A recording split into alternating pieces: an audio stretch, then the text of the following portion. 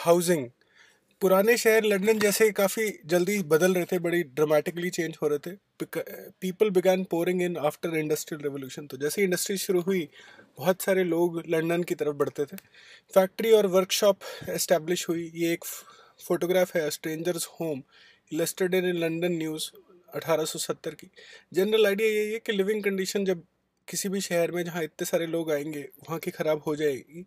जो मालिक थे फैक्ट्रीज के, वो घर तो प्रोवाइड करते नहीं थे, तो चीप एंड यूजुअली अनसेफ टेनेमेंट्स यानी किराए के मकान उन्हें मिलते थे।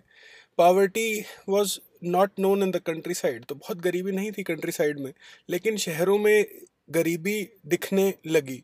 1887 में चार्ल्स बूथ, जो एक लिवरपूल का शिप ओनर था, उसने पहला सर्वे, सोशल सर्वे किया और देखा कि लो स्किल्ड वर्कर्स जो थे ईस्ट लंदन में, उनकी क्या दशा है। ही फाउंड के 1 मिलियन यानी 10 लाख लंडनर्स, यानी 1/5, about 1/5 of London population at the time, बहुत गरीब थे and were expected to live on 29 साल की उम्र तक ही उनकी लाइफ एक्सपेक्टेंसी थी, जबकि पैसे वाले लोगों की लाइफ एक्सपेक्टेंसी करीब 55 साल तक की थी। ये लोग, ज़्यादा चांसेस थे कि एक वर्क हाउस, हॉस्पिटल यानी यहाँ पागल खाने के अंदर इनकी मौत हो जाएगी।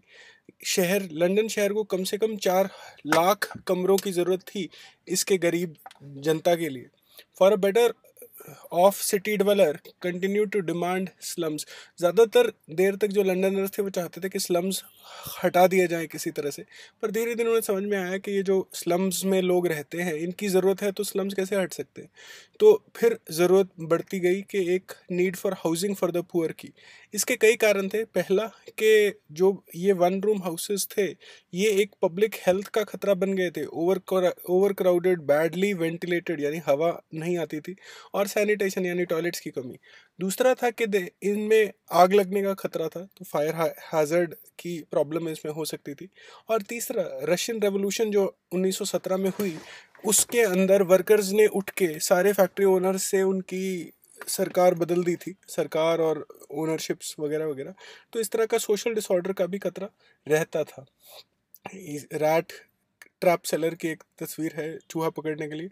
टेनामेंट्स का एक run down of an overcrowded apartment जो पुअर सेक्शंस के लिए होता है। एक लंदन स्लम की तस्वीर है 1889 की, 89 की।